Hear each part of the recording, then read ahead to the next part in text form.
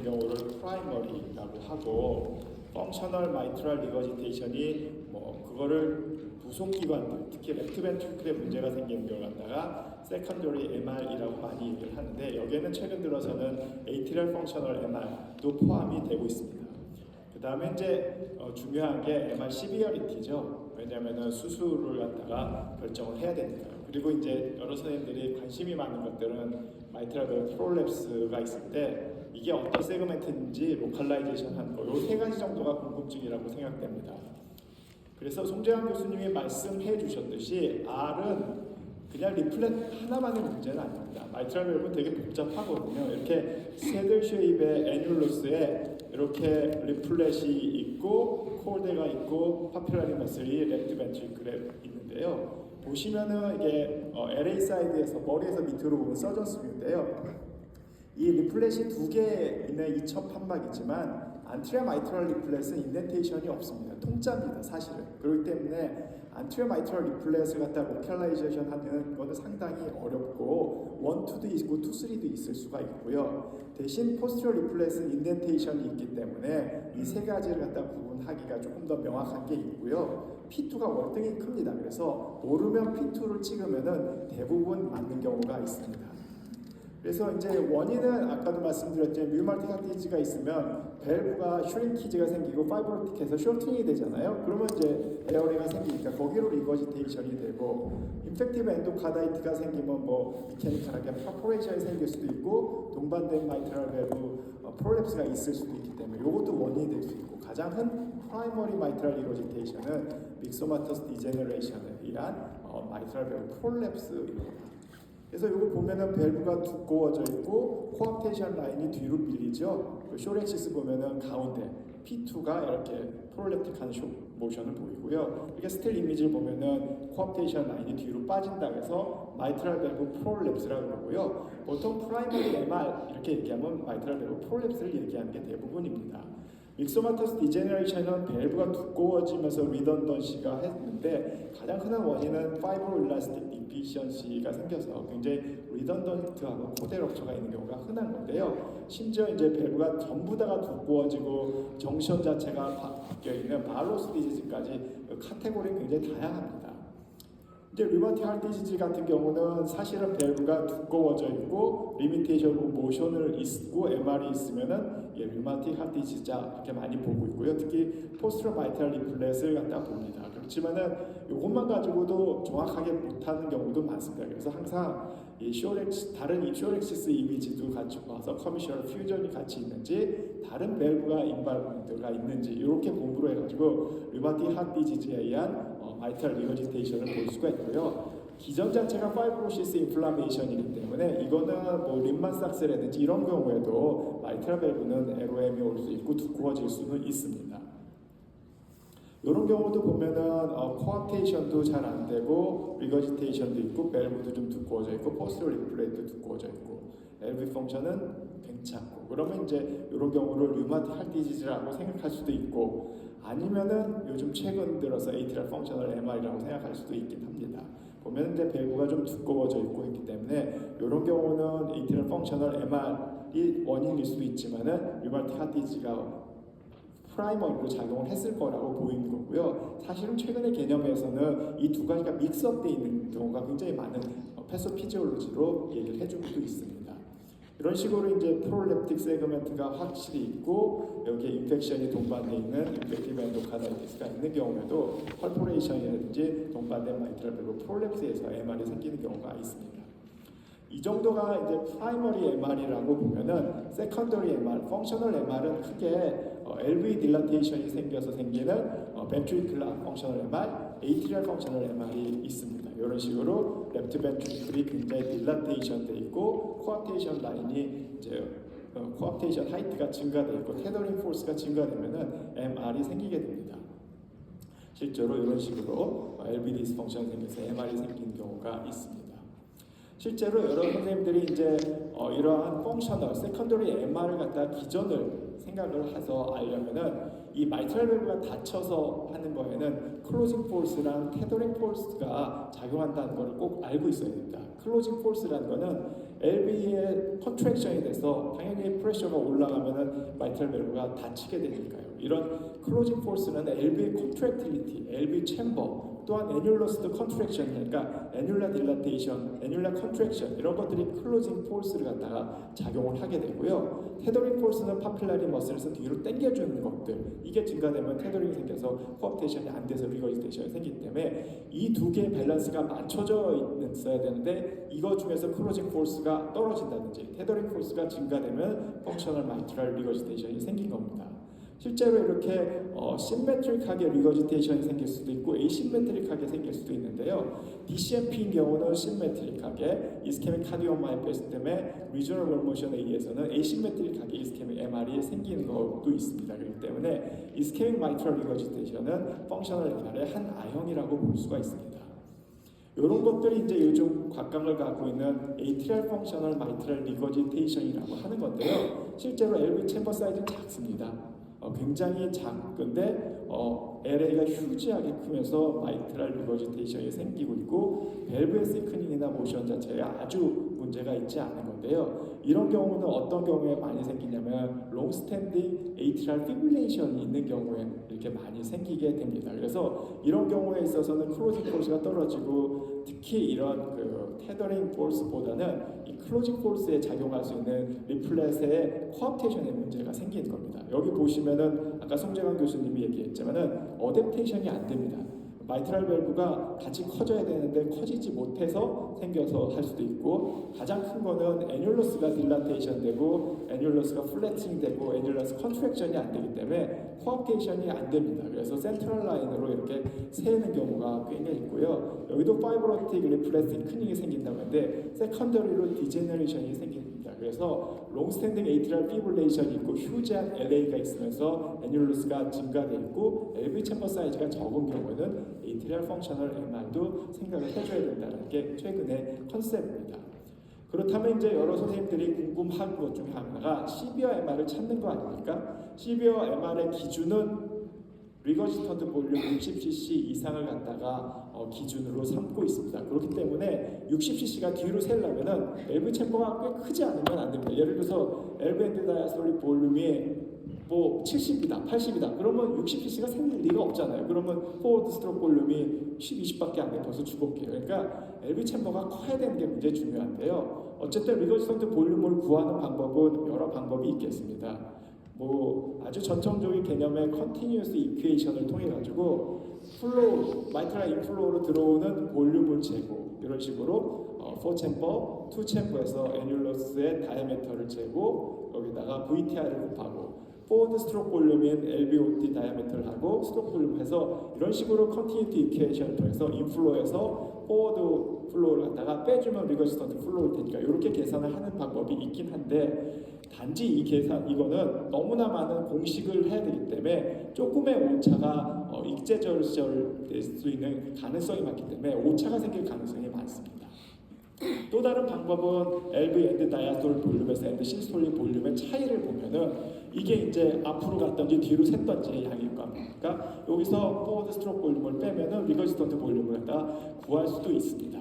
하지만은 이런 퀀티터티브한 메소드 자체는 아무래도 측정의 오류, 계산의 오류가 생길 수 있기 때문에 크로닉한 마이트럴 리거지테이션의 시비어리티라고 하면은 이런 것들부터 보셔야 됩니다.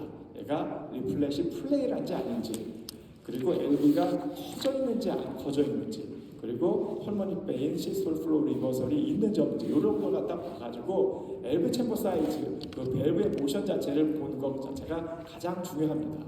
그 다음에 조금 더 들어가면 여러분들이 잘 궁금해하시는 피사가 나오게 됩니다. 피사를 구하는 공식은요, 결국은 이펙티브 리거지턴트 오리피스 에어리어를 갖다가 안 보이는 걸 갖다가 계산해내기 위한 방법입니다. 도플러 시간에도 배우셨겠지만 피사를 구하는 방법은요, 칼라 도플러가 여러 선생님들 PW 도플러에 기한한다는 거는 알고 계셔야 됩니다. 그걸 다 합쳐야 돼요. 그렇기 때문에 칼라 도플러는 엘라이에슨이라는 게 일어날 수가 있습니다. 그래서 이게 프로가 컨버전스 돼가지고 뒤로 생기려면은 이 컨버전스 되는데 반구가 이렇게 생성되고요. 여기를 갖다가 똑같은 색깔로 가는 걸로 하려면은 이 엘라이징 빌럿을 한정히 낮춰주면은 요때는 이제 여기에 지나가는 속도가 다 똑같아집니다. 그래서 이때를 갖다가 프로시말 아이소 빌로시티 에어리어를 구한다고 하겠고요. 그러면 여기 반구를 갖다가 보고 엘라이징 빌로시티로 이렇게 플로우가 갈 때에는 요걸 두 개를 곱해주면은 빌로시티 곱하기 에어리어를 하니까 이게 플로우가 되는 겁니다. 여러 선생님들 수학 시간에 배웠겠지만 반구의 구의 표면적은 4파이 r 제곱입니다. 그렇기 때문에 여기가 반구이기 때문에 2파이 r 제곱 곱하기 빌로시티를 구해주면은 이펙티브 오리피스 에어리어를 지나는 빌로시티 곱하기하고 똑같아집니다. 즉 이런 공식이 됩니다. 이 플로우는 이게 반구 얼라이징 빌로시티 그리고 뭐 알고 싶은 ERO 요거는 도플러를 구할 수 있기 때문에 요걸 갖다가 하게 되면은 ERO를 갖다가 우리가 정확하게 구하게 되고요. ERO를 알게 되면은 VTR을 곱해주면 리거시던트 볼륨은 자동적으로 하기 때문에 요걸 갖다가 측정을 하는 게 굉장히 중요합니다. 그래서 어떻게 측정을 하냐면요. 일단은 4챔버를 보고 줌을 해야 됩니다.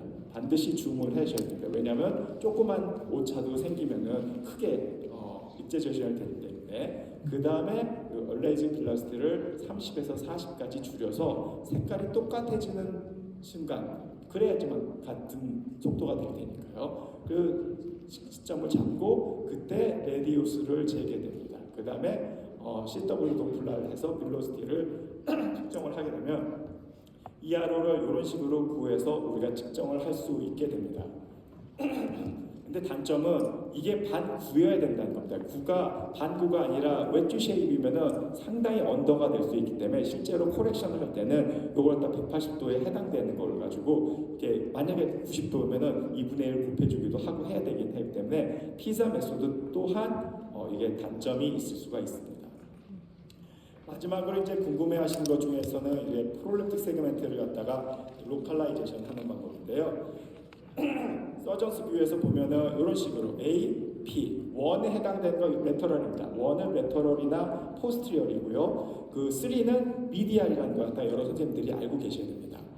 근데 서전스 뷰보다는 여러 선생님들이 궁금해하는 거는 트랜스오레식 뷰로 알아야 되잖아요. 트랜스오레식 뷰는 사실은 이 랩트 벤트리클에서 보는 거고 소노그래퍼스 뷰라고 해가지고 이쪽이 1입니다. 이쪽이 레디알 사이드입니다. 그래서 1, 2, 3 A1, A2, A3가 돼서 이 로컬라이제이션을 하는 방법에서는 이 세그멘트를 잘 보는 게 굉장히 중요합니다. 핵심은 숏엑시스를 봅니다. 일단은 파라스탈 롱엑시스에서 A인지 P인지를 갖다가 어느 정도 감을 잡고요. 숏엑시스를 보면은 숏엑시스에 1, 2, 3, 1, 2, 3가 있어가지고 이제 첫 번째는 프롤랩틱 세그멘트가 어딘지 눈으로 봐야 됩니다. 눈으로 봐서 어디가 리던던치한지 보고요. 두 번째로 봐야 되는 거는 플로우 컨버전스가 어디서 시작되는지 봐야 됩니다. 즉, 1 쪽에서 생기는 건지 아니면 3 쪽에서 생기는 건지를 봐서 하는 거고요. 세 번째는 플로우의 디렉션을 봐야 됩니다. 즉, A 쪽은 밑으로 떨어지기 때문에 일직선으로 가고요. P의 경우는 바로 거기서 옆으로 진행되고 이게 막 흩어지지 않고 고정되고 로컬라이제이션 됩니다. 그래서 눈으로 보고 컬러 플로우의 디렉션을 보고 플로우 컨버전시를 보면은 가장 정확하게 볼 수가 있고요. 그 다음에 이제 추가적으로 롱엑시스를 뷰를 봐서 1, 2, 3에서 어느 프로젝트 세그먼트가 있는지 내지는 컬러 플로우 디렉션을 보게 됩니다. 근데 P의 경우는 컨트레터럴로 이런 리거지테이션이 생기게 되고요. A 경우는 입슬레터럴 리거지테이션이 생기기 때문에 요 세 네 가지를 가장 다 조합을 해서 봐야 되는 겁니다. 실제로 이렇게 봐서 로컬라이제이션을 해야지만 서전이 리페어를 한다든지 최근 들어서 이제 프롤랩스를 갖다가 티어를 하기 때문에 이게 굉장히 중요해진 상태입니다. 실제로 보면은 파라스탈 롱엑시스 뷰에서 이렇게 보면은 프롤랩스인지 아닌지 자체 구분하기가 어려운 경우도 굉장히 많습니다. 그래서 이럴 때는 로테이션을 한다든지 약간의 틸팅을 해가지고 확인을 하는 게 첫 번째 방법이고요. 그 다음에 이제 제가 중요시하게 했던 숏엑시스 뷰입니다.